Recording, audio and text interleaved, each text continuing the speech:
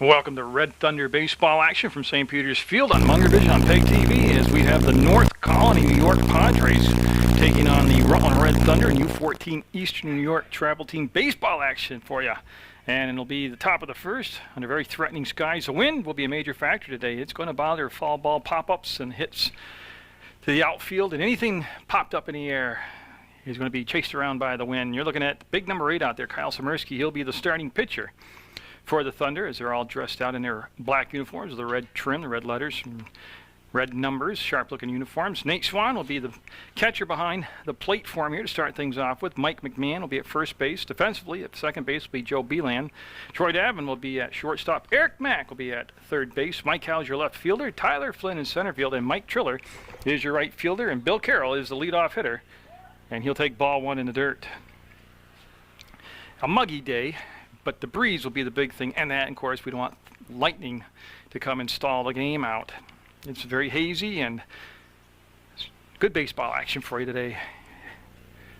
And the second pitch from Smirski will be inside for a ball. In the game yesterday that I videotaped, it was a 7-run first inning that the Thunder had surrendered, and there was a strike call. And then they spent the rest of the game playing catch-up. Eventually did take the lead, but then lost it 11-10. The Boston Spa Bulldogs, but it was an excellent game to watch, and 2-2 the count. What they're looking for right now, the Red Thunder are, is get off to a better start to the ball game, not dig a big hole.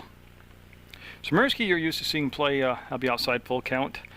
He plays an outstanding third base, but she's got baseball talent and athletic ability all through him. Got good instincts, and we'll see what unfolds here as Carroll's ran into a full count now. And that's a drop, third strike. They'll tag him out, so he'll fall behind in the count, 2-0, bring it back to a full count, 3-2, and then get the strikeout for the first out. Now Robert Cox up. So Robert Cox will bat from the left side, and Smirski will take a look at his first left-hander. That came in high. Tommy Blackbird behind the plate calling balls and strikes, and Glenn Carter out there, the umpire in the field. You couldn't ask for two better Hall of Fame umpires than what we have for today's game. And I will go through the rosters for both sides as this game unfolds. We're scheduled for 7. There is no mercy rule. It's all the same baseball rules after that. The North Colonie team, the Padres they're called, they're going with an EH and a DH. They're hitting for their pitcher, Dan Casal, with a DH, and they have an EH, Mike Nowak. This is Robert Cox. He'll be the right fielder with Brandon Van Wagner on deck. And with the holdup right there, Swan, the catcher, had to fix the strap on his leg gear in the outfield with a very slight shift toward the first base side for the lefty. And there's the walk, and they'll have their first base runner via the walk. So 1 out, 1 on, and like always, in this higher level of baseball that we see in these Eastern New York travel teams, aggressive base running now is a big factor in putting pressure on the defense and generating runs. But also, Swan, a very good catcher behind the plate, works out too. As we saw yesterday, not a lot of stolen bases. That's going to be past the third baseman through the hole, and we'll have a first and second situation. So a walk and a base hit puts runners at first and second with 1 down for Mike Nowak, the EH, with Connor O'Malley on deck. So the Padres, with something happening here in the top of the first.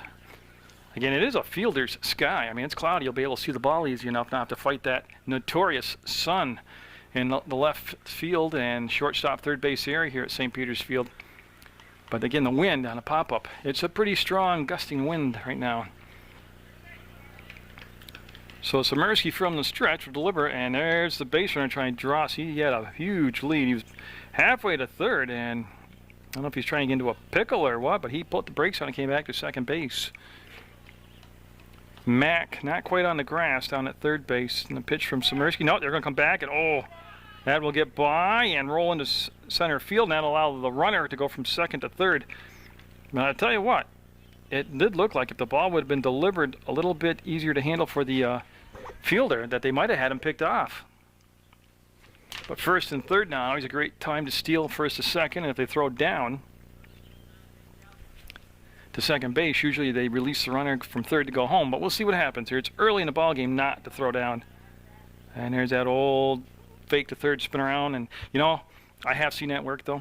At the Legion level, Stevie Shortle, when he was pitching for Post 31, pulled it off twice in one season, so that really does work, believe it or not.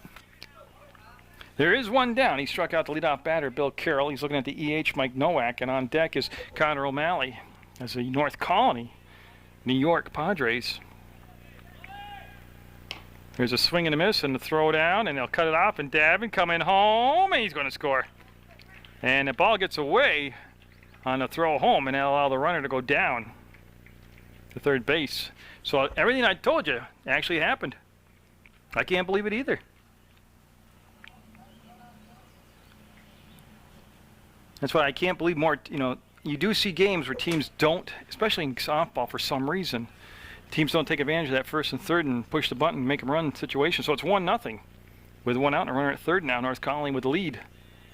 But I strongly believe, seriously, not that my opinion matters, in this early in a scoreless game in the first inning scheduled for 7, and my God, yes, you got to throw down. It's not, you know, a lot of teams at any point in the game, they just, in the first third, defensively, they don't contest. Second base, and he'll miss outside. And Smirski trying to find his rhythm here. First of all, like I believe in, he's got to find a pitch that's working for him today, whether it's his fastball, his curveball, a changeup, whatever he's got. Find something that works consistently and stick with it. Don't try to develop 3-4 pitches in one inning. And there's the second walk of the inning, so here we are in that first and third situation again. And now they'll bring up the third baseman, Connor O'Malley. So O'Malley asks for time. He'll get all situated comfortably in the box from the right-hand side. Smirski comes too far inside. He had the right height on the pitch. He just came in off the plate a tad bit for a ball one. He's had 2 walks and a base hit here and a strikeout. So he's kind of had a smorgasbord of highs and lows here in this first inning of work. And there goes the runner, and tell you what, he'll get the base. Swan was coming up. He scooped the ball out of the dirt nicely. But when he was coming up to make the throw, he lost the ball in the transfer from the glove to the hand. So no damage done. So O'Malley with 2 runners in scoring position at second and third. That'll be high. And right there, you could just see how erect after the pitch that Smirski was. He never followed through. He stayed pretty in a stand-up position. And usually if you stay up, the ball stays up, just like you saw right there. That was a dandy. Now, if you can repeat that. And again, that outfield has kind of shifted over toward the third base side now, the right-handed hitter up. Everybody in the infield back at normal depth, and that'll be ball 4. He'll have the bases juiced. For Mike Saldani, the first baseman, that's 3 walks now. Now, I've got to, I talked to the coach before the game, but I didn't really go into detail of the pronunciations, but it looks like Soldani. So Saldani is what I'll go with. I had a little conference between Swan and his pitcher, Smirski. The good news here is you have a force out at any base, and because of that situation, you have more combinations to create a double play, which would get you out of the inning. There is one out. Base is loaded, and Smirski will step off the rubber, and he's getting very, very preoccupied with the base runners. You got to remember, too, you're talking about U14, young people out there. But also, the base runners, the only guy can hurt you is if that guy goes to steal home from third. Somebody should communicate it to you. Other than that, you should really concentrate on hitting the target. Because it's not like first and second or first and third. The guy at home can only go home, and you're looking right at home base. That's going to be fouled off for a strike. That's a good pitch. He's got 2 strikes now. On Mike Saldani. Ben Capeless, DH on deck. He's hitting for the pitcher, Dan Casal. And the umpire just waiting to get the foul ball back. So Saldani will play first base when he gets out there defensively for North Colonie. Coach Carter with a little discussion with Smirski. It could be about the foot on the rubber. And that's going to be an RBI. There's going to be 1 run coming in right there, and they're going to hold them up. Yep, no need to get taken out of the big inning. You can see the ball came in on a nice throw. So an RBI single for Saldani will score Van Wagner. and everybody moves up one base. And they'll bring up Capeless now. Base is still loaded, still one down. That was a good job out there by Triller of getting the ball and getting it into play. Oh, good pitch. There's a strike. So he'll be up in the count early here. It's been a hard thing to get a handle on, and that will be a ball. Again, you can see he was off. And I'm not critiquing, I'm just kind of pointing out, little things got to work on. He was off balance after the pitch. He kind of bounced around, and the ball was not in the strike zone. So a 1-1 count.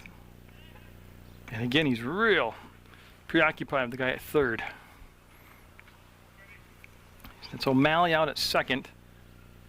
And again, that was a good pitch. He bought the heat, and it's fouled off, and he's going to have 2 strikes on the count here.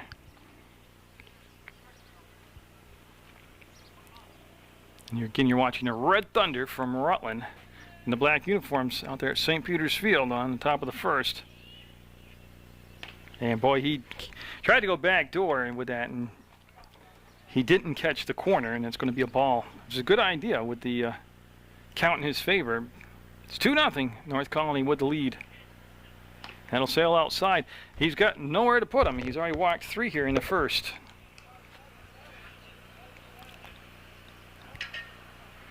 And again, a lot of times, too, whether it's a softball pitcher or a baseball pitcher. Oh, good pitch. He'll get the second out on his second strikeout of the game. That was a big one. So he'll get the DH Capeless, and I'll bring up Brendan Murphy, the left fielder. I'll tell you what, if he can get out of this inning and just give up the 2 runs, that would have been a masterful job here. Base is loaded, 2 down now for Murphy. And Szymerski will kick and fire, and great pitch. Well, I started to say, if you see a softball or baseball pitcher have a bad first inning and then kind of settle in the rest of the game, and you talk to them, I talk to a lot of them, they'll say, well, I didn't loosen up, I like to throw a lot longer than that. And I never get that, because you're here, an hour or so before the game time as a player. You can tell your coach, they won't bite your head off that, instead of throwing at 12:30, I want to start throwing at quarter after 12. Of course, the coach is worried about overthrowing early on, but I mean, 9 out of 10 times my point was whether it's a softball pitcher from the girls varsity league, or a pitcher from Legion, or a pitcher at this age level, they'll all tell you if they had a rough first inning, I didn't loosen up enough. They gotta come up with a new excuse, I guess. Boy, and again, really worrying about the base runner at third base. 2 down on strikeouts, and great pitch. And that was not fouled off, and that's going to be the 3rd run. And they'll say safe. And they're going to have a little break right here, so they'll dust off the plate now. We'll open up first base runners. We'll go to second and third, and Murphy's still at the plate.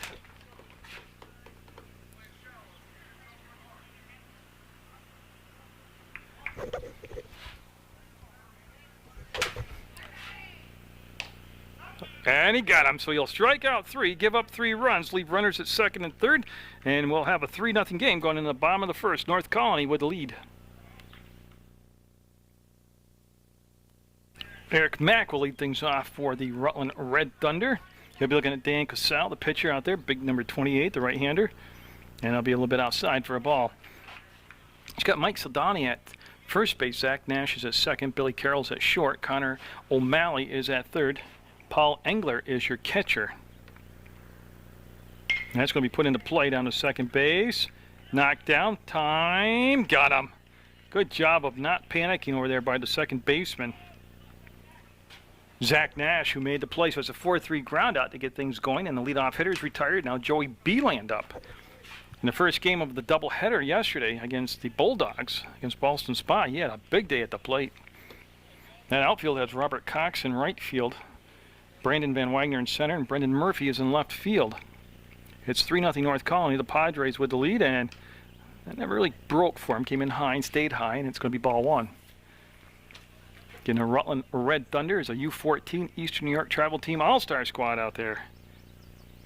And that's going to be foul ball. Coach Szymerski with a nice grab down there at third base. Shawnee, he still got it. We're in the bottom of the first, scheduled for 7. Only lightning will stop us because there is no mercy rule, and he'll duck back again, and then it'll be a ball on account. It's going to be Beeland, Swiderski, Flynn, McMahon. And if we go further than that, I'll tell you who else is coming up. Other than that, you got the Padres out there in the white, the Thunder in the black, and that's popped up. Looks to be playable, looks to be under control, and it will be caught out there by Brendan Murphy. So he'll make the catch for the second out in left field. Now bring up Kyle Swiderski in the number 3 spot today. And he represents good power up there at the plate. So Casal looking for a 1-2-3 first inning. And that'll float on him. When he's missed, even though we're early in the game, he's missed to that, just about where you saw that pitch right there.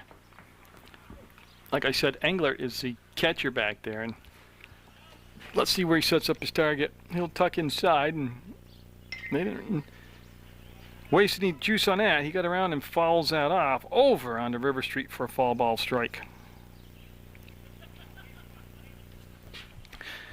Again, I'd like to thank the Rutland Red Thunder for allowing me to videotape the games and put it on PEGTV channel 15. And I don't think that one's going to stay in play. You'll see him give it a chase, so Connor O'Malley over there, and then again will be over on River Street and out of play. Stays with 2 strikes in the count.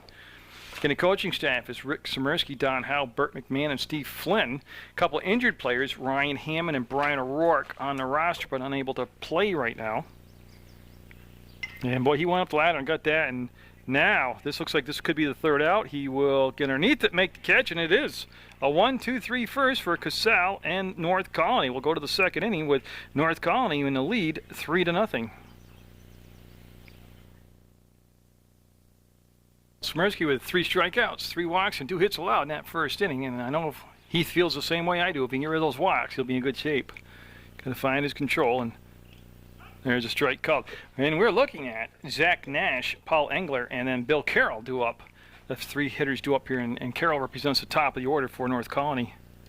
And they played at 3 in the first inning.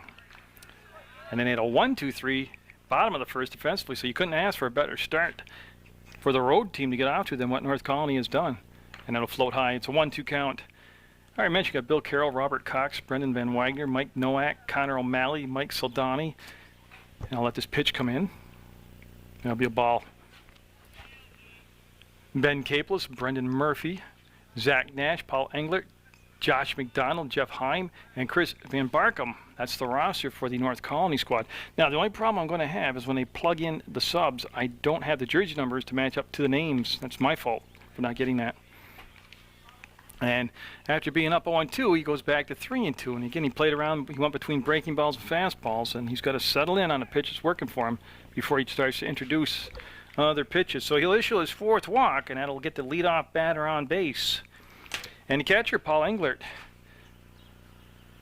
will be the final batter to get his first swings here at Swiderski. And we've already seen from that first inning that the head coach for the Padres, or North Colonie, wherever you want to go by, is going to turn his base runners loose. Oh, he's going already. Throw coming down. Going to be safe. Beeland went up and was backed up nicely by Davin, so that'll be a stolen base. As Swan's throw was a little bit high coming down. Oh, I love being aggressive on the bases. Love to watch it. Like the coach that way.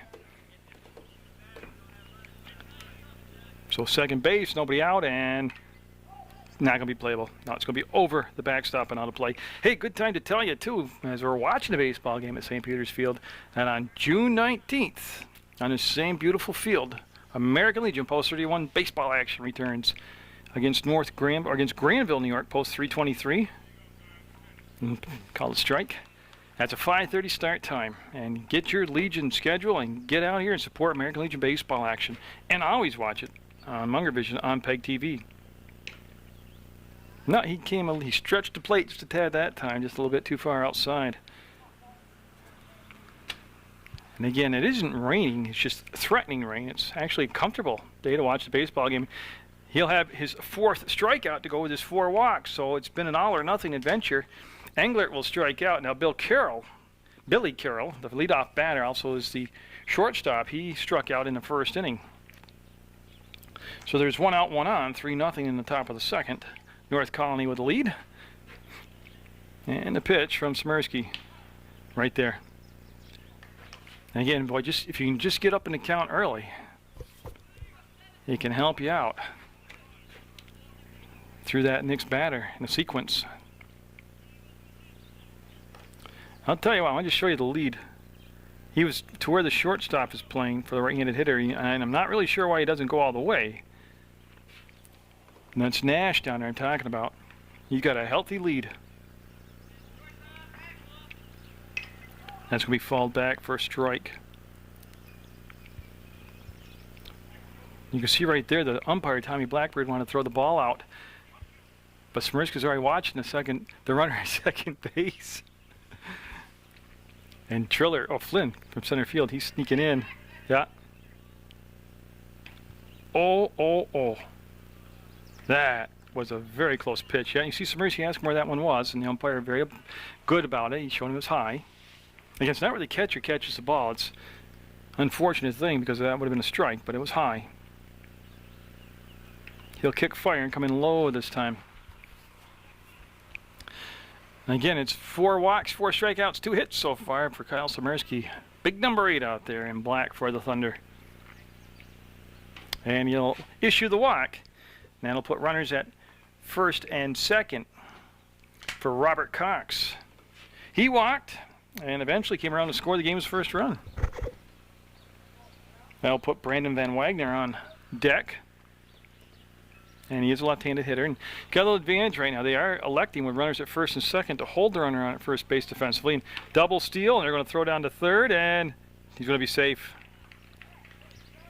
Mack did a nice job of stretching out and not allowing the ball to go to the outfield. So second and third, 1 down for Cox. He's got a chance to drive in a couple more runs. So I say the runner being held on at first base and being a left-handed hitter gave him a little bigger hole to hit through between first and second. I don't know what that pitch was, but it was beautiful. It had velocity, it had a little down and in action. I mean, it had everything like a slider, but it could have been a cut fastball, but it worked well for him. Again, not to harp on it. Second and third, the only place they can move up is third and home, and you're the pitcher. You're right-hander, you're looking right at third base. And you'll get the outside corner called there for a strike. Top of the second, Eastern New York travel team baseball action brought to you on Munger Vision on PEGTV. The Red Thunder. They got a game coming up July 1st here right now. I did, if you remember the other broadcast, yesterday's broadcast, and I know we're tape delayed, but got him. So he follows a walk with a strikeout, so he's up to 5 strikeouts and 5 walks. More importantly, though, he's got 2 outs, and Brandon Van Wagner up, and he singled and scored. So Smirsky trying to wiggle out of this second inning jam and not allow any runs to come in. Yeah, and what Coach Carter's doing is just, he doesn't want to have to call a balk. So he's showing him about coming to set. Yeah. And if there's anybody that, I call him Coach Carter, but it's Glenn out there. And he's coached the Rutland County Royals. He's coached the Proctor Rangers. He's coached MSA Varsity. I mean, he's coached since he was in diapers. Guy knows baseball, was a tremendous player. And when he shows you something, you better listen. That'll be high. Not that you want to walk him, but first base is open, but they're at the number 3 hitter. That leaves Mike Nowak, the cleanup hitter, on deck. That's a good pitch. So Van Wagner, watch that one go by, and it split the plate, and it'll be a strike. Again, it's McMahon, Beeland, Davin, and Mack on the infield, with Swan behind the plate. That's too high. And then Howe, Flynn, and Triller, the outfield. And, of course, you're looking at the big guy on the mound. That's going to be Smirsky out there. And that is going to go back. Flynn looks like he's okay with it. Makes the catch. They'll strand 2 in scoring position. Nice job of getting out of trouble. And that'll be going into the bottom of the second now. Still 3-0 North Colonie Padres over the Red Thunder.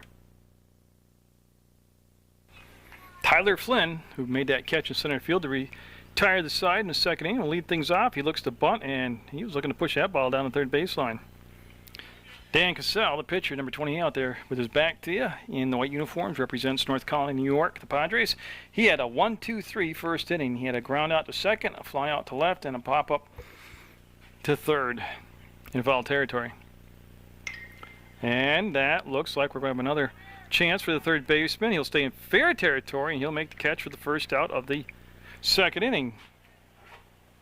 So that's Connor O'Malley out there, and he's had a couple putouts today, and that's the fourth hitter faced, fourth hitter retired. So he's got 4 in a row gone. Now Mike McMahon up the first baseman. Again, I like the way Cassell squares up to the plate. Watch his delivery here. Nice, fluid, smooth delivery. His follow-through was good. His mechanics looked excellent. He got a swinging strike right there. Smirsky did a nice job in the top of the second not to let those runs come in. Or not to let those base runners become runs. That's a strike there. So I started to tell you, July 1st is the correct date for the next doubleheader here at St. Peter's Field. 1 o'clock start time, Red Thunder. And that's going to be the first base runner as he got drilled in the right shoulder blade. And he'll shake it off. He's tough. So the first base runner earned it. He got hit by a pitch. Now bring up Troy Davin, the shortstop. And the only good thing there was that it was a breaking ball that hit him. It wasn't like a heater that was going about 90, even though it hurts to get hit with the ball no matter how, what you're throwing. But the other problem, though, is that it hit McMahon up in a bony area, up in that shoulder blade area where you got not a lot of meat and muscle and flesh. You got a lot of bone to hit. And like I said, he probably have a little hickey there in the morning, but he'll be okay for the game. So Davin with a runner at first base. First chance we've had to see how creative they want to be. And oh, what an aggressively great job of jumping rope by. Oh, I tell you, that's great to watch. He jumped with both feet out of the way of that pitch coming at him. Looked just like he was jumping rope, and you don't know how coordinated you got to be to do that. That's unbelievable. I would have got hit in both ankles. Soldani holding the runner on at first base, and very conservative lead right now at first base. And I tell you, came inside again and just missed getting him nicked there. Davin up, and then the EH, John Pellerin, on deck. And Pellerin against Boston Spa, that first game that I videotaped, he had a big day at the plate. And that'll miss. Yeah, I came too far inside. You can see the umpire indicating that. Told you got 2 of the best out there today wearing the blue for umpires. Oh, yeah. That had some movement on it. And I don't mean just velocity. That had some right to left movement going on it, and it had Davin kind of diving out of the way, but it came back so hard it crossed the plate for a strike.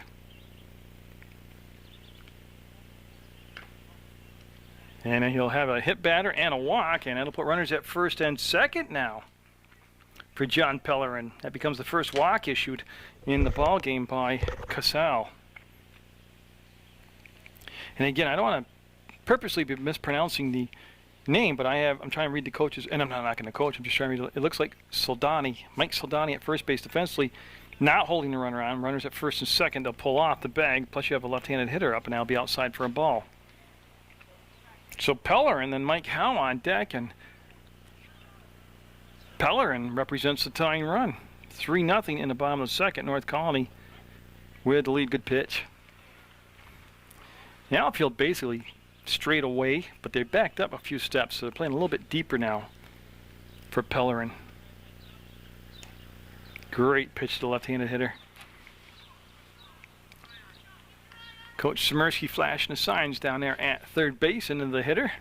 We're set, we're good to go, and the pitch on the way. That's a fair ball, they're saying, and they're going to throw down to third. There's one. That's going to be way too easy. That'll end the inning. Double play, and you can see the umpire is going to have a little chat, but that'll end the threat, and it'll stay 3-0 going into the third, North Colonie.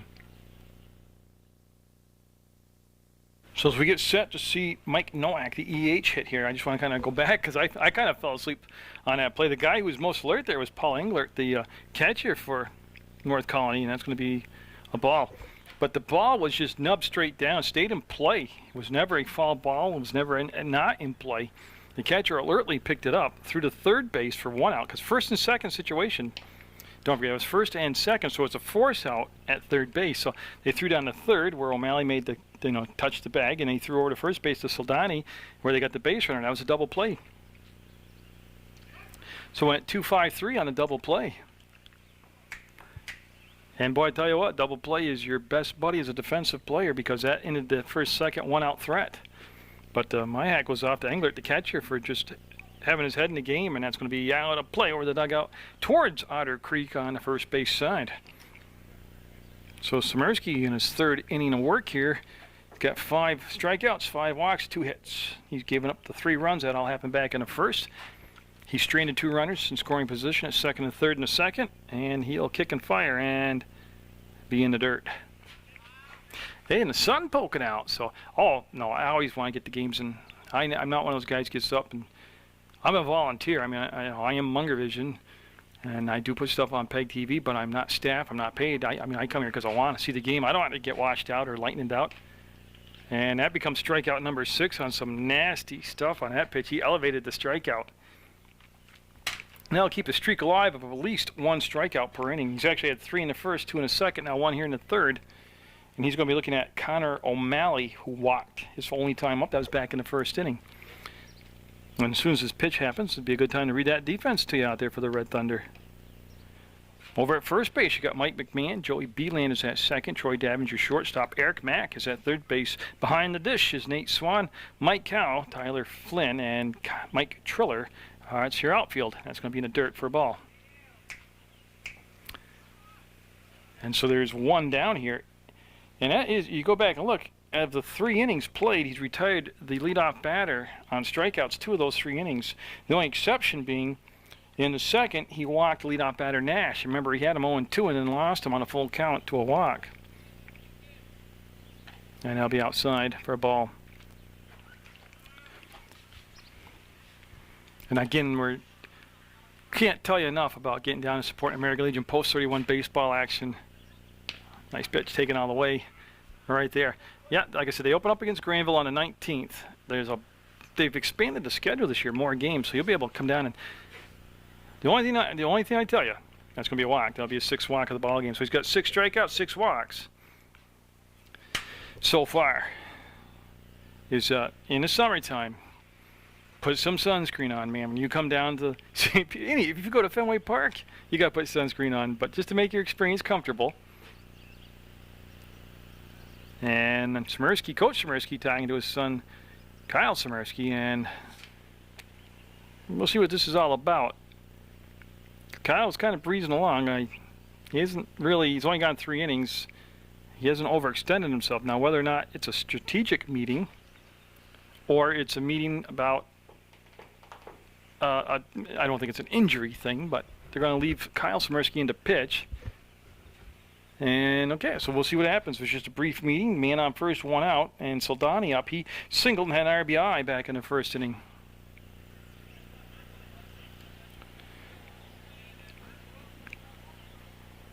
Long look in.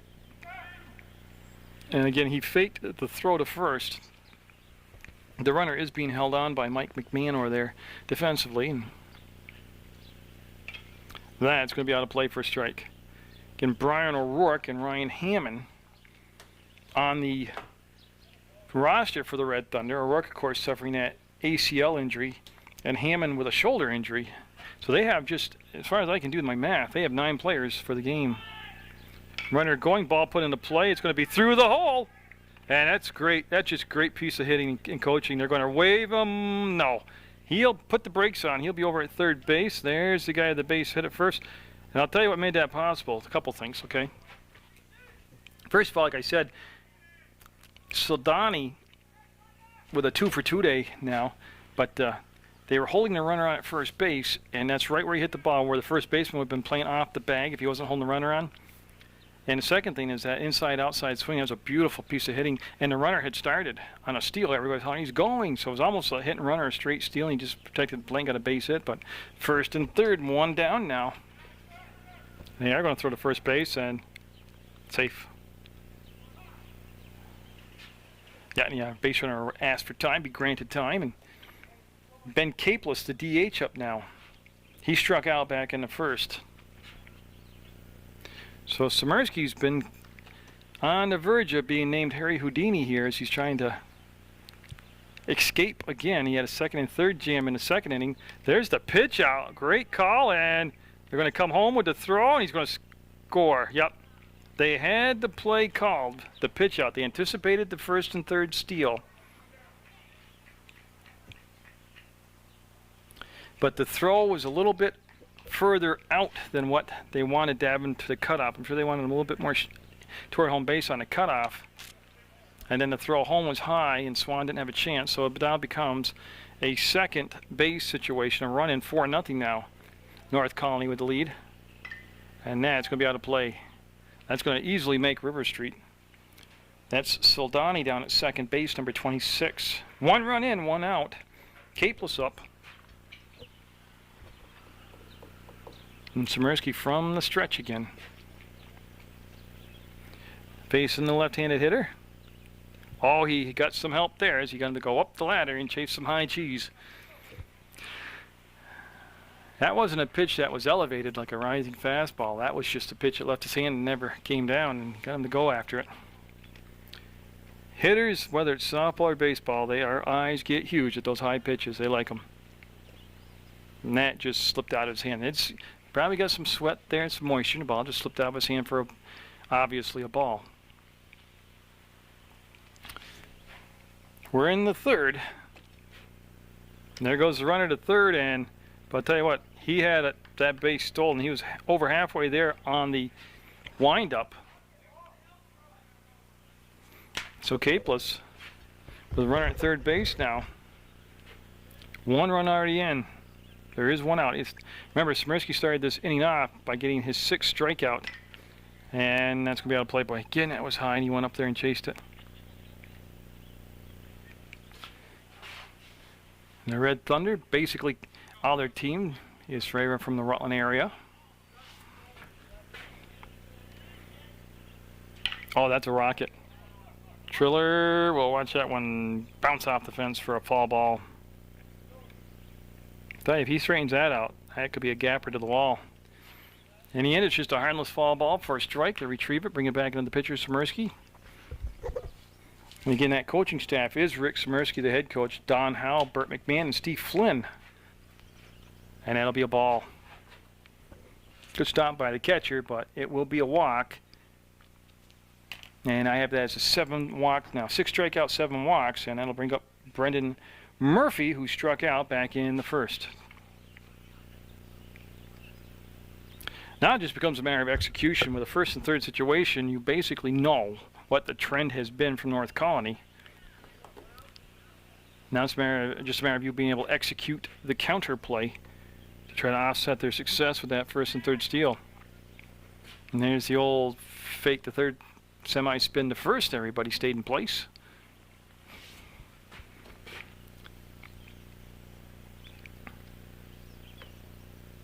That came in high, and yeah, that's about, honestly, I thought they might start doing that. They'll fake the throw, try to draw the runner off from third so they get him nailed, but didn't happen. So second and third for Murphy with Nash on deck.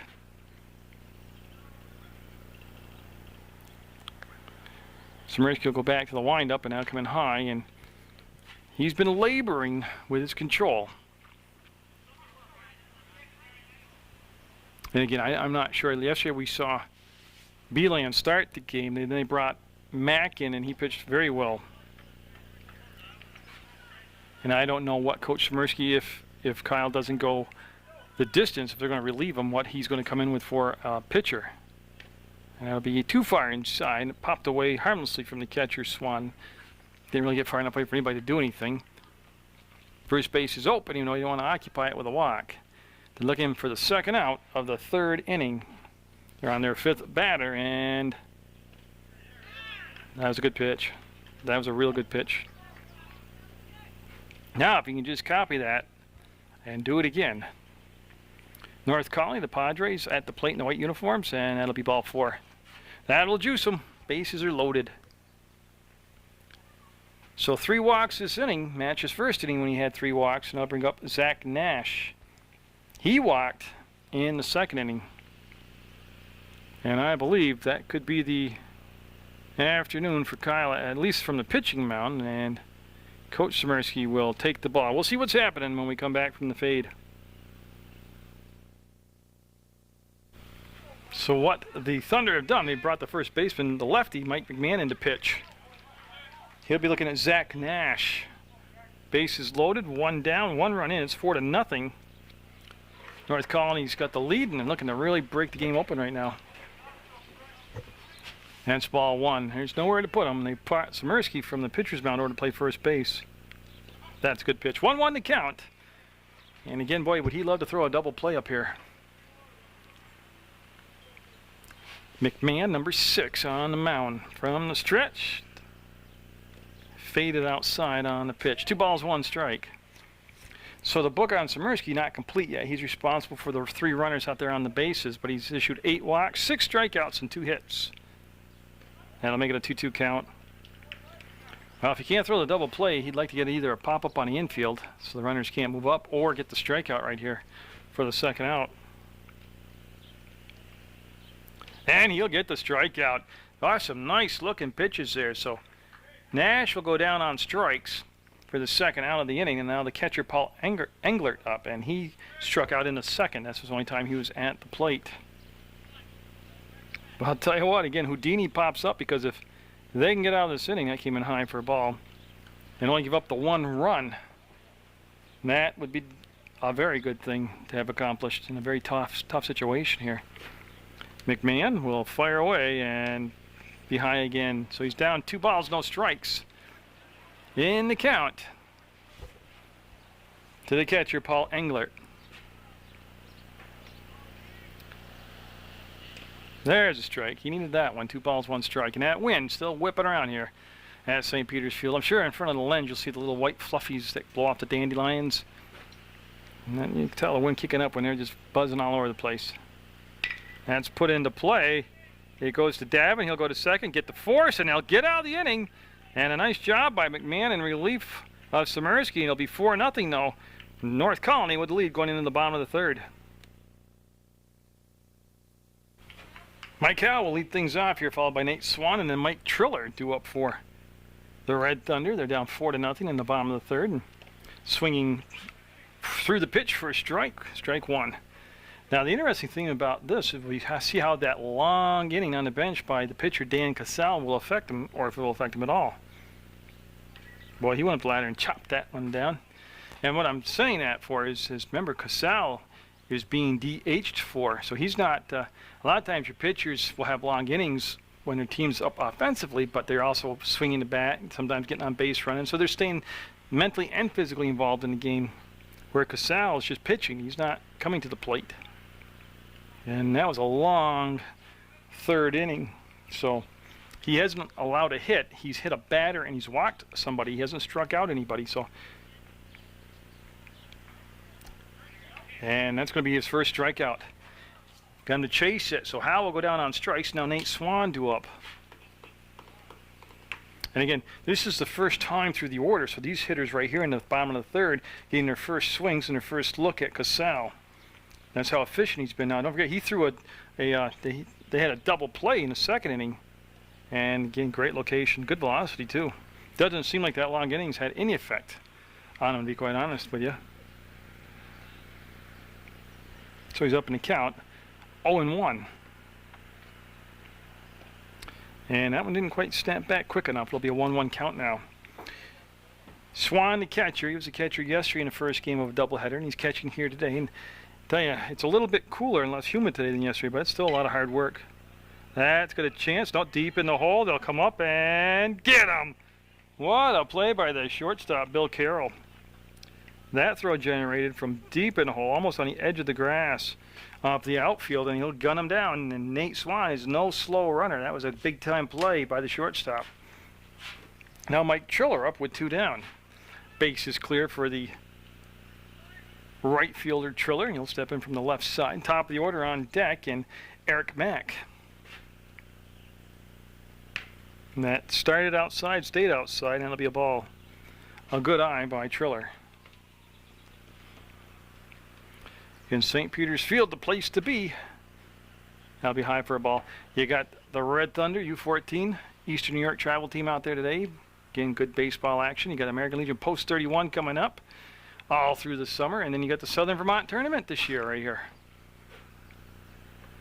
So don't tell me there's nothing to do. That's right down the pipe. I know I'm tape delayed, so this will be irrelevant, but this coming weekend, just for things to do, you got the Crawley Road Race with events starting on the 8th, 9th, and 10th.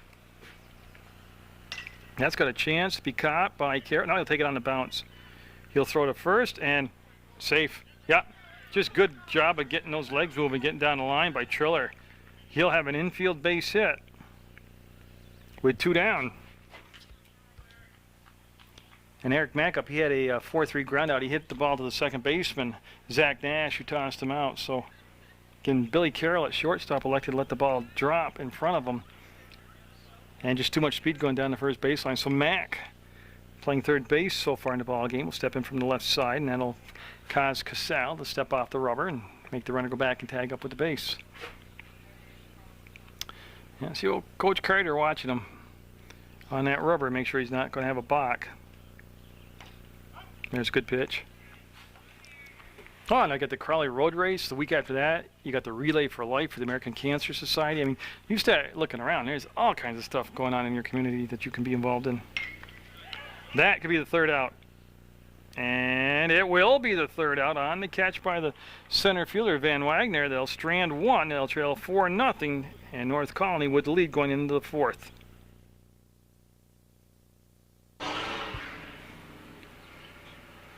So we look at the top of the order, Bill Carroll up, and he'll take a strike from McMahon. McMahon starting what could be his first full inning of work. He came in on relief of the starting pitcher, Kyle Samersky. And the lefty looking in, we'll get the target. And Swan, your catcher, and here comes the pitch. It'll be outside for a ball this time. They'll make it a 1-1 count. Now Carroll in the first inning struck out, and then he walked in the second. He's up for the third time, but it's the first time he has faced the lefty Mike McMahon. And this pitch got away from him. Yeah, that just plain out slipped out of his hand. And you know what? Nate Swan has gone down to play first base. So Swan is at first base now, and I'm wondering if that's Samersky behind the plate, because I'm trying to keep track where Kyle went. There's a strike. I would say that is Samersky because Mac's still at third, so they made a switch with Swan going to first base, number 13, and then Samersky looks like he's gone in behind the plate. And that'll sail high on McMahon. McMahon's got a strikeout. Actually, he's got 2 strikeouts in the ball game. 8 strikeouts in total so far for Red Thunder pitching today, and he'll have a walk. So it'll be the second time in this ball game that Billy Carroll has walked. He's at first base. Now Robert Cox up. Cox has walked and struck out, and he has scored a run. Of course, don't forget there's a big advantage to being a left-handed pitcher like McMahon is. He's looking right over at the runner at first base, who is being held on by Nate Swan now. Good pitch. Real good pitch. Good location. 4-0 in the fourth inning. North Colonie, New York. The Padres are called in white uniforms at the plate with the lead over the Rutland Red Thunder in the black uniforms on the field defensively. And boy, he turned on that one and fouled off. I mean, he got around and pulled that. He put garlic sauce on it, cayenne pepper, and anything else that would sting. He put it on there and pounded that ball. He straightens that out. That's off the wall. All good pitch. Third strikeout for McMahon in the ball game. Second time Cox has struck out, and now the center fielder, Brandon Van Wagner, up. He singled in the first, and he popped out to the center fielder, Tyler Flynn, his last time up. He's also scored a run. That puts the EH, Mike Nowak, on deck. Now we'll see if they get the wheels going with the base running. You know what happened right there? And I just heard him talk, say Kyle. So yeah, he is definitely the catcher. Kyle Samersky is now. He stood up with the pitch coming in, which blocks the view of the umpire and also gives you the impression that the ball was high. But that curveball dropped down, and that'll be a foul ball. And a center fielder, who's like a general out there, looking right in at the catcher. He's told him to stay down. All sports are about communicating. Seriously. Whether it's in field hockey or ice hockey or basketball or right here in baseball. And there it is. Nothing but a Bill Lee looking curveball. Bill Lee, of course, big lefty for Boston, threw a lot of lollipop stuff like that. And lefty out there, Mike McMahon, threw a big lollipop right there and got the strike call. Runner going, Smirsky will throw down and going to be a little bit high. It's going to be backed up nicely by Flynn, and the runner will have to stay at second base. That thing like a hot potato right there as everybody tossed that around. So a stolen base for Carroll, put him in scoring position with 1 out. Van Wagner, with a long look down to the third base coach, gets the sign, gets set, and he'll now wait for the pitch from Mike McMahon, who came on in relief of Kyle Smirsky. Red Thunder baseball. And that's going to be hit to Davin. Smart place to go to first, and he'll get the out. 2 down now. You see the play at third base was also a tag play. It wasn't a force out. So it's going to move the runner to third base. 2 down now on that 6-3 ground out. Now Mike Nowak up. He walked and scored in the first and struck out in the third. 3 strikeouts for McMahon to this point. And nope, he won't get the call there. It was too far inside. So the game's scheduled to go 7. We're almost to the midway point. And again, in Eastern New York League baseball action, or Eastern New York travel team baseball action, there is no mercy rule. So other than lightning or a washout of the field here, you will see 7 innings of baseball. And again, it's only 4-0. Don't forget the stranded runners in scoring position by North Colonie. You know, I'm not saying they'll come back to get them, but they stranded runners at second and third in the second, and also at second and third in the third. And they've got a runner at third right now here in the fourth. And that will be a walk. That'll be the second walk of the inning for McMahon. So he's got 2 out, 2 on, and Connor O'Malley up. He's walked twice and scored a run. But it puts you in that precarious position now, having that first and third situation that's been so successfully executed by North Colonie of sending the runner from first to second on a steal, and then on a delay scoring from third to home. Last time they just conceded the steal. There's a strike call. Yeah, last time, remember, they didn't throw down. Thunder didn't. They just conceded the base.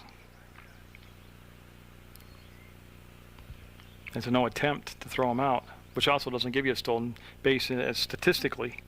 He's not a stolen base. And they're going to throw down, and that's going to let the run come in.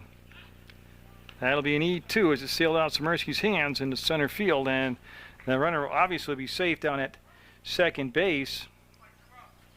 So 2 down now, and it's 5-0, and the runner at second for O'Malley. Mike Soldani is on deck for North Colonie. Yeah, right here where McMahon is going to kind of bite the bullet and take care of try to get the third out himself at the plate, or at least not issue the walk. Let the defense make the play behind him. He's had 2 walks here so far in this inning, with a strikeout sandwiched between the 2 walks. McMahon, good pitch. Don't think he got the call. If anything, it might have been outside by a tad. Runner at second base. Nowak was halfway to third and then turned around and came back. That's popped up. Flynn says he's got it. He's communicating it, and he does. He's got it for the third out, but 1 run will come in. It'll be 5-0 North Colonie with the lead going into the bottom of the fourth from St. Peter's Field. And that first pitch is going to be hit down to third base. Bobbled. They're going to try to throw. Got him. Oh, he stuck with it and threw him out. That all happened so quick I couldn't even tell you. I was Joey Beeland up. So that retires the leadoff batter. Now Kyle Smirsky up. He popped up in foul territory to the third baseman, O'Malley. And Smirsky throws right, bats left. Could be a switch hitter. No, he got around on that. Foul ball. Well, he roped it, but foul. Now, it'll be interesting to see, as this is the second time through the order now for Beeland, Smirsky, Flynn, McMahon, all due up, if they can adjust to the pitcher and maybe get some better contact or get on base or make him throw some more pitches. And Chmerski with that strike on the foul ball. And Casal with the wind-up. Nice fluid motion. Tries to push the bunt. Will that stay fair? Oh, if it does, it will never get him. What a job by the big guy. That was a beautiful bunt by Chmerski. You know, and I love that because you're not having any success against a very, very good pitcher. So why not try something different? Why not bunt? Why not get them thinking? Why not, you know, make the infield start thinking about coming in at the corner and stuff? Tyler Flintup, he popped up to the third baseman O'Malley also. So you got a runner at first, and they're going to try to bunt. That could get the job done. The runner will go to second, long throw to first. They'll get the second out, but Chmerski's going to go. Nobody was at the bag originally, and got him. Oh, what a catch over there. Is that O'Malley? Connor O'Malley wasn't at the bag, raced all the way over to cover the bag. Because remember, he fielded the bunt, took the contact, kept the tag on, double play, and that's the inning, 5-0. North Colony with the lead. So let's just pause and reflect on that double play, the second double play of the game by North Colony. I like Coach Chmerski's strategy coming out and bunting like he was doing. Let the pitch come in, and it'll be a ball. McMahon's still on the mound.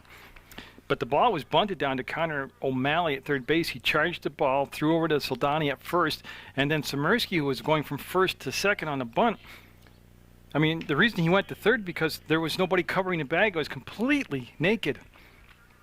And then O'Malley, from the place that from position on the field where he had fielded the bunt, raced full throttle to third base.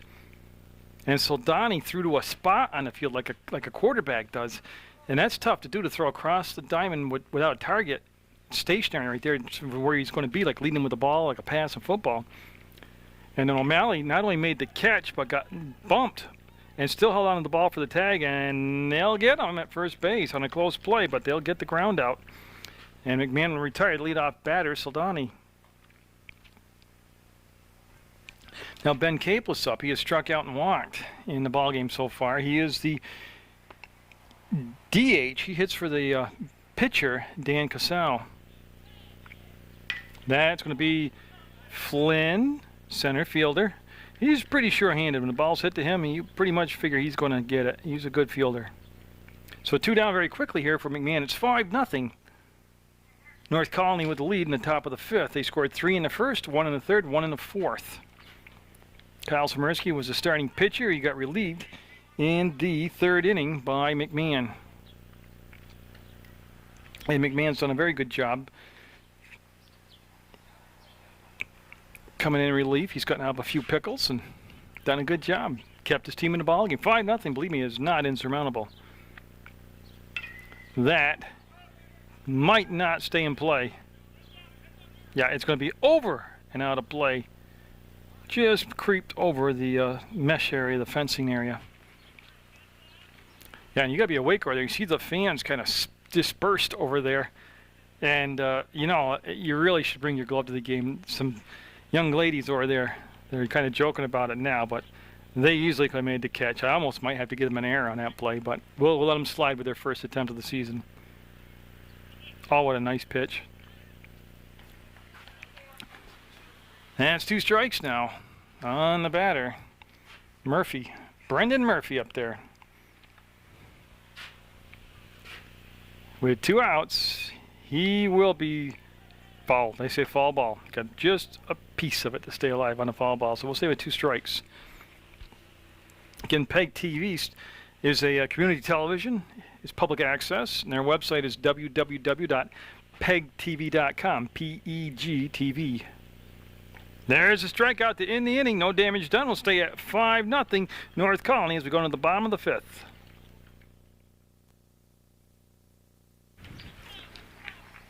So Mike McMahon, Troy Davin, John Pellerin, the 3 due up. If they push it to a 4th batter, it'll be Mike Howe. McMahon got hit by a pitch, got on base the hard way. Remember, he was the first base runner for the Red Thunders. He got hit by a pitch. North Colony, the Padres, out in the field defensively. They turned 2 double plays. They turned 1 in the 2nd, 1 in the 4th, and they really have, it's kind of like throwing water on what little bit of a fire had been started offensively by the Thunder, and that could be a problem. That's going to drop in. Oh, and that will skip by him. You know what? They're going to allow him to try to go to second base. The play at second base is going to be safe as they threw the ball around. That's one of the very rare times you have seen today that North Colony, the Padres, have thrown the ball around. Originally, what I was going to say was that when the ball dropped in over the second baseman's head, which was Zach Nash, and in front of Robert Cox, I think if Cox fields the little blooper cleanly, he can throw him out at first base like you see in softball, a lot of 9-3 putouts. And I think that was a good possibility, except the ball skipped and kicked back away from. Oh, we got a new guy out there. And see, I don't have a number for him. I'll have to wait and see if I can read his jersey. Give me a second here. My eyes aren't what they ever were, and they're never going to be again. Runner will go to third, and Carroll will get the throw, and he'll get the out at first, but the runner will go over to third base. So it goes as a 6-3 ground out, and again, it's Billy Carroll at shortstop. It's been pretty phenomenal. I think his jersey number says, well, it's irrelevant. It's McDonald. Okay, I think that's Josh McDonald, the new right fielder. Because remember I told you the whole roster for the Padres? And then in the subs, I never got the jersey numbers. Like a big dork like I am, I forgot to ask the coach for the jersey numbers. But I think that's Josh McDonald out there in right field. My point being, if the right fielder, whoever he is, would have came up cleanly with the ball, I think he could have thrown the runner out on a 9-3 putout. Runner at third, one down, and Pellerin up. Like I said yesterday in the first game of the doubleheader against Ballston Spa, Pellerin was pounding the cover off the ball, hitting it real well. Again, it's only 5-0 in the fifth, scheduled for 7. You got a runner at third. Now comes the, you're not out of the game by any means, but you got to pick them up like that. That's going to be an RBI for Pellerin. There's the game's first run for the Red Thunder, and Pellerin will have an RBI. And like I told you, this is his second look through the lineup now at this very good pitcher, Casal. Mike Howe up. He has struck out in the third, and that's been the only time he's been up at the plate. We'll see what Coach Samirsky wants to do as far as sending that runner from first to second. Oh, he doesn't have to worry about thinking too much. That's another base hit. So now maybe a couple things happening here. Maybe Casal is feeling a little fatigued. I don't believe that's the case. Or they're starting to time his pitches, get on them rhythm-wise as a hitter as it's their second look through. So back-to-back singles for the first time today for the Red Thunder. And I'll bring up Nate Swan, who grounded out to the shortstop, Billy Carroll. Swan started out behind the dish today, and he's moved over to first base. So 5-1, and something happening here in the bottom of the fifth for the Red Thunder. They're starting to make some noise in this U14 baseball game. Well, make noise offensively. Again, pretty good crowd on hand. And then I like to see more people here, but this is pretty good support for a U14 team. Oh, tough pitch, tough pitch. Swing and a miss. And again, Dan Casal has looked sharp through the whole ballgame. He's in his 5th inning of work. He did give up a bunt single. In the 4th, he's walked a batter and he's hit a batter. And now in this inning, he's given up 2 very legitimate singles. And I'll tell you what he did right there. That's just smart. By the catcher who's calling the signals too. You could see that Swan couldn't handle that first. No, it almost looked like a knuckle curve, but wherever the breaking pitch was, he called for it again, and he got Swan with basically the same reaction. So Nate will go down on strikes for the second out. Mike Triller up. He had an infield single. Forgot about Mike's infield single. And again, first and second with 2 down, 1 run in, 5-1 now. That North Colony Padres lead has been trimmed to 4. And again, great opportunity. We're in the bottom of the 5th, scheduled for 7 to pick up at least another run here. Triller, and then the top of the order, Eric Mack. All right on the pitch. Drives it up the middle, and Casal will toss to first. But again, they started the comeback. They got the lead down to 4. It's 5-1 North Colony. North Colony trying a little bunt ball himself, a little small ball, and nice job by Swan.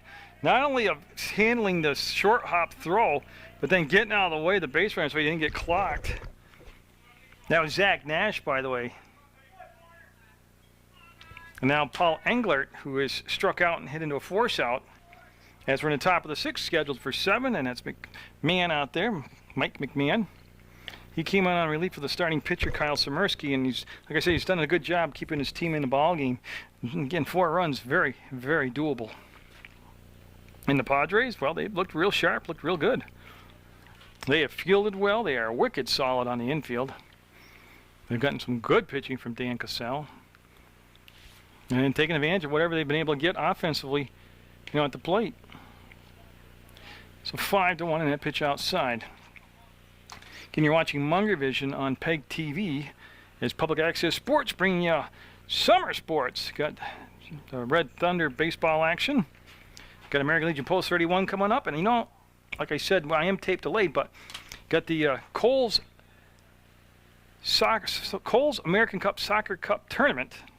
And I know I butchered that, but Coles American Soccer Cup tournament at the polo fields, and weather permitting, Kevin Ratty and I will bring you that action. Of course, Kevin's the boys varsity coach down at Mill River, and guy loves soccer, loves working with the young kids and on it, and he helped me get you the, well, there comes a steal, the throw, and going to be safe. Good job, though, by Beeland, not letting that ball sail out in the center field. And, of course, Englert now will be at second base with 1 down. Carroll at the plate. Very dangerous hitter. That's why they got him in that leadoff spot. He's the kind of guy who makes contact.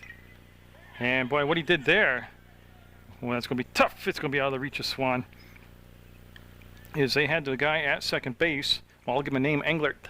Paul Englert at second base. Didn't wait. He was going to steal third, and he would have had it stolen, but then the pitch was fouled off by Carroll. Now, Carroll today struck out in the first, walked in the second, and walked in the fourth, but he scored a run today, and he's got a couple stolen bases. McMahon doesn't want to give back that run that the Red Thunder got in the last half of the fifth, so he's done a good job of kind of hanging out a couple runners today, and he doesn't want to let this guy score. That's put into play, and it's going to be down to B-Lane. He'll go to first and get him. They're going to come home, and they got him. Double play. Oh, he's going to be safe. Yeah, they're saying he was under the tag with his foot on the bag. He will be safe, and I tell you what, that's some sharp base runner right there.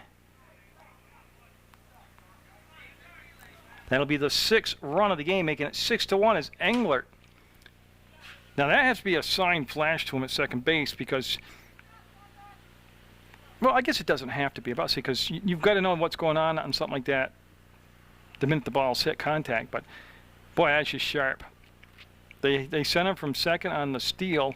The ball was hit, fielded, and they threw him out at first. That's going to be down to B-Land. He'll flip to first, and that's the inning. But the North Colony Padres do strike for a run. 6-1. Padres with the lead in the bottom of 6.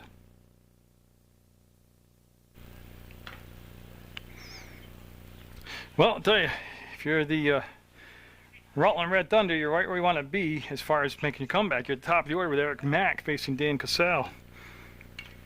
And he'll fall that one off. Again, a very well-executed play. Scored a run in that top of the 6th. Makes it 3 runs in the first for the Padres, 1 in the third, 1 in the fourth, 1 in the 6th. And that's a nice eye by Mack as he'll lay off from that. It'll be Mack, Beeland, Semersky, Flynn, the 4 due up here for the Red Thunders. Dan Cassell going 6 to 7 innings. Game scheduled for 7. Can go longer if it gets tied up. Can't be shortened because of mercy rule, other than for lightning or if the field gets flooded out or we have like a soccer brawl and everybody here breaks into a big fight or something. That's going to be deep in the hole at short. Carroll, tough throw. Got him. Coach Carter with the call. I'll tell you what, that Carroll guy, Billy Carroll, I might call him Ben inadvertently, plays hockey, Rutland, but he was deep in the hole. Made a spectacular throw. Now Beeland up. He's 0 for 2 today. He's flied out to left and grounded out to third. And again, 5 runs is doable, but you're kind of running out of innings now. And he'll pop that up. That looks to be playable.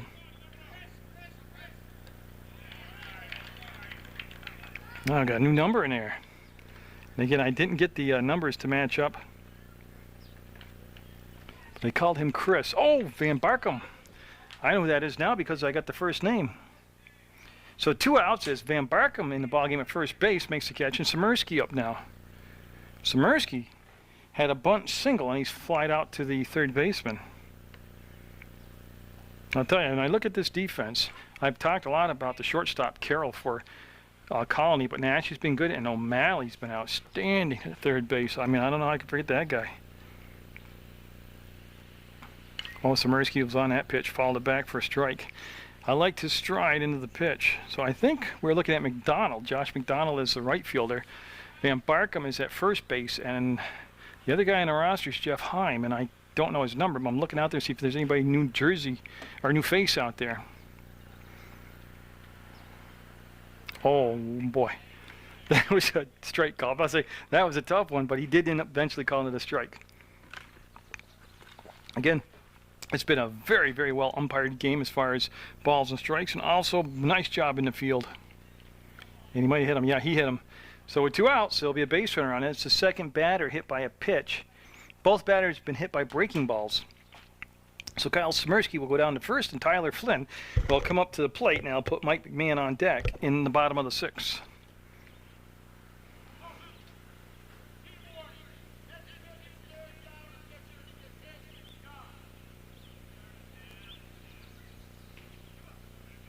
Okay, so I don't know if you could hear that on the microphone or not, but there was a warning issued to the bench of the Red Thunder, so they've been warned. And it's from a rare time today that we have to see Casal throw from the stretch. Again, he's had beautiful mechanics as far as pitching goes when you watch him. Whoever's been working with him, probably his dad or something, but or a coach coming up through the leagues, or maybe like a pitching coach or whatever, but boy, he's got the mechanics just very fluid. 2 out, 1 on. And out come high. Nice eye there by Tyler Flynn. Okay, he's 0 for 2 today also. And yeah, what happened there? The catcher had something in his eye, pulled his mask off, and boy, both umps caught that, because you don't want the catcher not be able to see ball coming in at him. So he's good to go. He's all set, and here comes the pitch. Taking all the way. That'll be a strike on the inside corner. So just to reset, Padres had a long first inning. They scored 3 runs. And that kind of set the tone. Oh, that's hammered. That's hammered. That's hammered. That's hammered. That's going to go to the wall. This should score at least 1 run. Smirski will round third base. You see him being pointed home, and they're going to hold up the runner at second. And there's the run. And I'll tell you what, that ball was hit so hard it left a trail of smoke like a jet fighter did. So Smirski got hit by a pitch, comes around to score. Flynn with an RBI double. And that cuts the lead now to 6-2. And I keep telling you, stick around. These leads are never safe. Now Mike McMahon up. He got hit by a pitch and singled. So he's been on base twice. Oh, what a nasty looking pitch that was. Got him to swing right over the top of it. He got hit by a pitch in the 2nd inning, and then he singled and scored in the 5th. He liked it. He chopped it, and well, look at Carroll with the throw. Oh, he's going to be safe. He's going to throw that one out of play. There's going to be a run coming in. Yeah, and I'm waiting for there he is at second base. So 2 runs here. And they're chipping away, chipping away. So Flynn comes around to score. McMahon will be at second base. And Troy Davenport, he's walked and grounded out to the shortstop. I just want to check myself. I don't remember Troy walking, but I wrote that down, so I must be right. So 6-3 at the bottom of the 6th. And that pitch came in a little high. Again, don't forget now, this is, they're starting to get maybe used to the pitcher now. His release point, his rhythm, his velocity. Davin at the plate with a runner sitting down at second base with 2 down, and there's a strike. Yeah, caught the corner. Thought it looked good to me, caught the corner. So a hit batter, a double and an error, and 2 runs coming in makes it 6-3 Padres. And that should get the runner over to third base. Yes. Yeah, he'll stay up. You see the coach telling him to stay up. So that wild pitch. Now, the significance of that is if they throw another wild pitch or a pass ball, he's got the ability to try to go home and score without a base hit. Dabbing. Good eye. Yeah, that's a tough one to lay off from, believe me. So McMahon at third, 2 down. We're scheduled for 7, and I think the weather's actually going to hold off for this first game. That'll be ball 4. That'll put runners at the corners, and I believe that's the first time today that we've seen this situation for the Red Thunder. Now, will they take advantage of the situation and try to play that first and third, you know, where you steal second? Do they throw down? Do you delay steal? And Casal waits for his coach to come on out and talk to him. I can't believe, but they're young guys, and it's not overly hot today. He hasn't thrown a ton of pitches. Maybe he's got a blister or something, but see if they'll make the pitching change after the fade.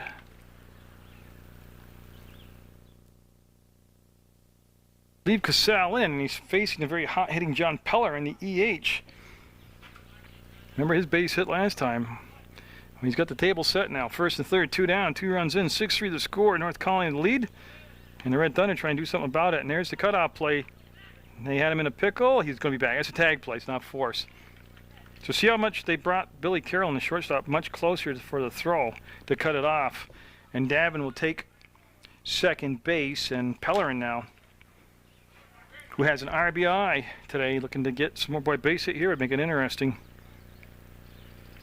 Good eye there. You lay off that pitch.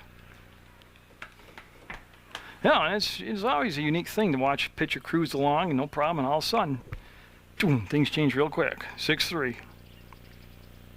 Good stop by the catcher behind the dish there, Engelbert. I'm sorry, Englert. I keep thinking I'm an old guy. I keep thinking Engelbert Humperdinck, the sinker, but it's not Engelbert, it's Englert. Oh, that's got a chance, and it's going to drive in at least one. And they're going to send the second runner home. It's going to be 6-5 and still 2 down. And that's a great piece of hitting by Peller. And like I said, he has been red hot in the 2 days I've watched him. In the first game yesterday when I was here for Ballston Spa, and then today. And he's got 3 RBIs today.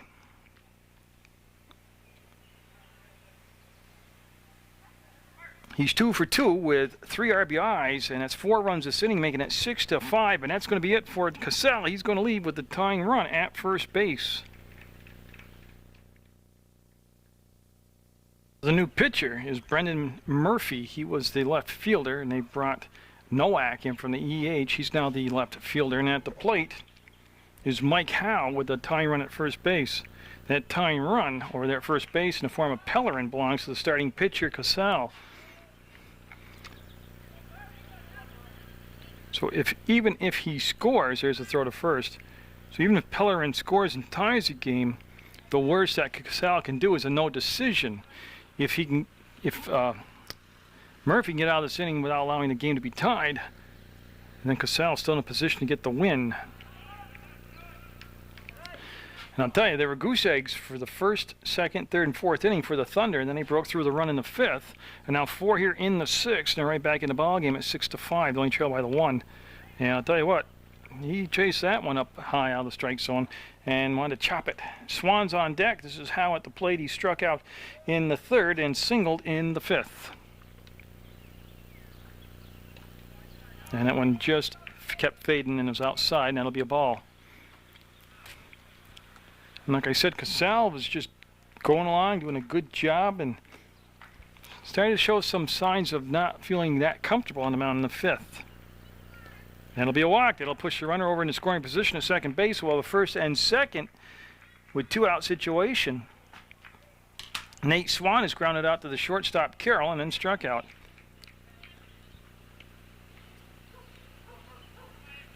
Remember when it was 3-0 or actually 5-0? I told you to stick around. It always comes back to be tight ball games like this. That'll be high, and Murphy's been missing high with most of his pitches here. You're at St. Peter, or actually I'm at St. Peter's Field. You're probably like in your living room watching the game or something. Or if it's late at night, you could have the TV on in the bedroom or something. But you're looking at beautiful St. Peter's Field. Red Thunder U14 baseball action brought to you on PEGTV by Munger Vision. And it'll be outside. Again, he's searching for that strike zone. He's in danger of loading the bases with the walk, which will put the tying run at third base. Swan. Gonna be very fussy right here, I believe, on his pitch. Well, he liked it. He'll chop it down to Carroll. He'll send it, and he was out on a very casual force out. They almost got burned by it, but going into the 7th, it's going to be 6-5 Colonie.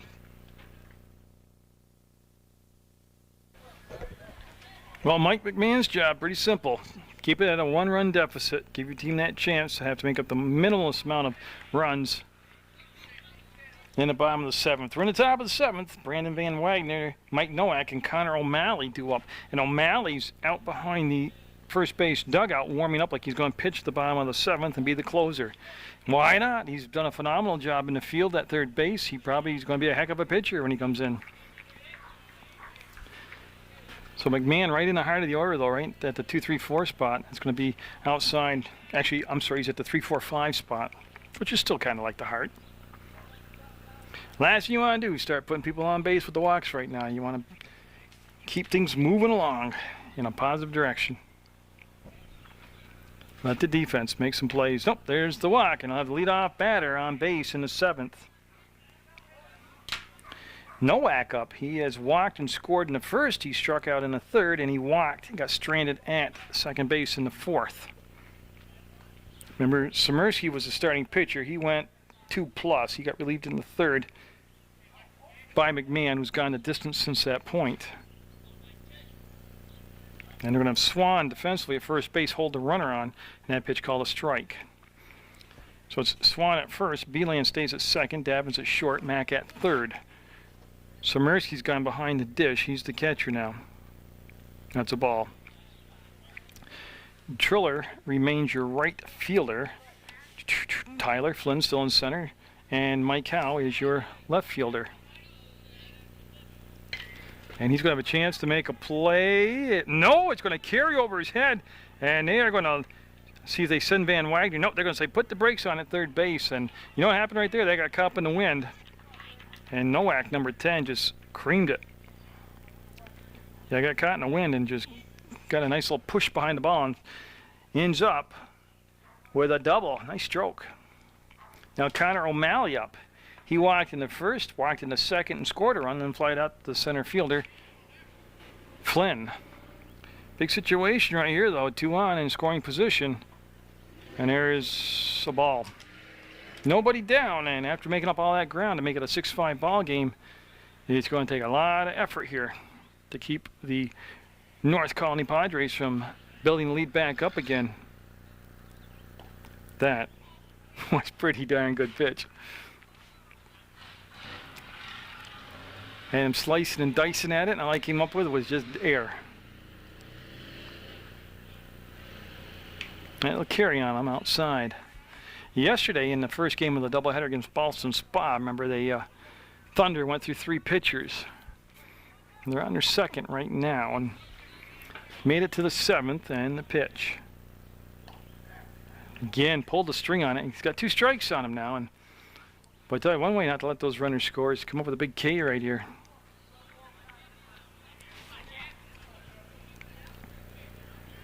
He'll kick fire, and he'll get it. Oh, and again, great action on that pitch as it dove down away from the right-hander. As he has 4 strikeouts since coming on in relief. Mike Soldani up now, and again, I don't know if I've said his name right at all today, but he is up at the plate. Last time up, he grounded out to third base, and prior to that, he's had 2 singles. So he's been a busy guy. Oh, it's going to be fouled. That was a straight suicide squeeze. The runner was breaking on the square to bunt. He was never breaking stride. It wasn't a safety squeeze. He was bringing him home. That's a foul ball, strike 1. I'll tell you, that makes the defense start thinking hard out there now as to what to do. You know, when executed, you get the bunt down and you got a fast guy at third. It's pretty much a hit and miss, lucky thing to get him out at home base, to be quite blunt with you. It all depends, too. It really is the key, is the placement of the bunt. Now, if it's dead right in front of the plate and the catcher picks it up and tags you, or if it comes back hard to the pitcher, other than that, if you can get it past the pitcher, it's going to be a safe guy at home base. He doesn't show bunt anymore, though. He'll take, and at least on that pitch, he stayed straight up like he was going to swing away, and that was a ball. Doesn't mean they can't put the bunt on any other point they want here.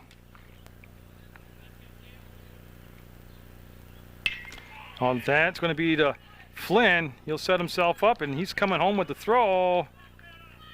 And, oh, he's going to come around and be safe. Yep. I tell you, it's tough. It's tough. If he handles a short hop, I think they got him out at home base. But the lead will go back to 2 runs. The runner stays, Nowak stays at second. And really not a bad throw. You might want to hit the cutoff man a little better, but 2 down now, and a run in makes it 7-5, and it'll bring up Ben Capeless up. He's officially 0 for 2 today, but he does have a walk sandwiched in between a strikeout and a flyout. And that pitch was high for a ball. So 3 runs in the first, 1 in the third, 1 in the fourth, 1 in the sixth, and 1 so far here in the 7th has been the offense for North Colonie, and that looks to be playable. Catcher will make the catch, and that'll set them down in this 7th inning, but North Colonie does pick up a run. They lead 7-5 going in the bottom of the 7th. Well, they're going to come out with Brendan Murphy to start at the bottom of the 7th on the mound, but I did see that they had O'Malley warming up at the top of the 7th, so we'll see how this unfolds. Triller up, and they have defensively brought the corners first and third in on the grass, anticipating an attempted bunt here. Triller has an infield single, and then he also grounded out. So he's 1 for 2 today, and he's looking to be the catalyst here to get this comeback complete. They're down 7-5. At one point it was 5-0 North Colonie. The Padres out there in the white uniforms had a 5-0 lead. Then a run in the 5th and 4 in the 6th by the Rutland Red Thunder, and that's brought it back to a 7-5 game now because the Padres picked up a run in the top of the 7th. And they're going to be very patient, I think, with Brendan Murphy as far as taking some pitches. Yeah, and they will get a walk. So runner at first base will be Triller. Mack on the way to the plate. He represents the top of the order. And Mack always making contact. He's grounded out to second, popped out to center, and then he grounded out to short. Not impossible to double him up, but tough because he's a lot of speed. You know, you don't want to be sleeping over there and get picked off. That would probably send the coach shaking his head. And he was safe going back, but you better be awake because you're down to your final 3 outs of extra inning. Oh, it's a strike, and the runner will be safe as he went to make the transfer again as Englert went to throw the ball down, just lost the grip on it. And I'm sure, like I said, there's a lot of perspiration on his hand, but that kind of takes away the traditional double play and ground ball hit where you go to tag second, throw to first. Boy, he likes it up high. He'll get the runner over to third base. They'll throw to first and get the 1 out. But that puts a runner at third base with just 1 down. Now bring up Joey Beeland. He's 0 for 3 today. He's flied out to left. He grounded out to third, and then he popped out to first base. You know, how big is that run that was picked up by the Padres on top of the 7th, making it, I mean, if they don't pick up that run, the tying run's at third right now, and it changes a lot of your strategical moves. That's going to be a base hit, and that's going to make it a 1-run game. And it's Beeland. He's making, oh boy, okay, I thought he was making a beeline for a second, but Beeland will go back to first with an RBI single. Nice piece of hitting. Now Kyle Samersky up in a 7-6 game. Triller scored. And yeah, I think they're going to make the move to O'Malley. See him coming in from third base? I tell you, he was down there firing away, getting his warm-ups, and yeah. No, they're juggling people all around now. Well, I'll figure it out when I come back. So they did bring O'Malley in. He had him on the bench. He had warmed up in the top of the 7th, and he's come in to be the Jonathan Papelbon here and get to close the deal out. It's a 7-6 game after trailing 5-0. The Red Thunder have come all the way back. This is Samersky with the tying run, and that looks to be playable. He says he's got it. He says he's got it, and he does. He's not lying. It's 2 outs now, and that'll send Beeland back to first base. So that was Samersky on the first pitch from O'Malley flying out to the guy who was just pitching, Brendan Murphy. So they are down now to Tyler Flynn, who had a double and an RBI his last time up. I tell you, Murphy seemed to be of all the pitchers I have seen today for the Padres, seemed to have the most velocity when he was warming up, and it's hard to judge from the bullpen area, but seemed to have pretty good accuracy also. But also, don't forget, if he's around that strike zone, sometimes it makes it easier on the batter, too. And that's going to be a strike. So 0-1 to count. 2 down, tying run at first. 7-6 to score. Thunder looking for a comeback in the bottom of the 7th. And B-Lamb with good speed, but he'll be back. He didn't have a big lead to begin with, but he was able to step back easily on that pickoff attempt by O'Malley. Now, I don't question that, but you got 2 down, and you don't want to make a mistake throwing the ball to first on a pickoff attempt, which will let the runner go to second, say if you throw the ball away. You, and I've said this before, you as the pitcher have the third out at home base right now. Just focus on either getting a pop-up, a ground out, a strikeout, anything. Nice job of worrying about it. 0-2 now to Tyler Flynn. McMahon is on deck, but right here's the game. Flynn with 2 strikes on him and B-Land at first. And he dropped strike 3. You'll throw down to first, and that's the ball game. And that 1 run in the top of the 7th proves to be the game winner, and there'll be a 7-6 game from St. Peter's Field. North Colony Padres will get the win over the Rutland Red Thunder, but a great job by both teams, both coaches, and both umpires. Hope you've enjoyed this baseball action on Munger Vision on PEGTV. Always get out there and support the youth of your community.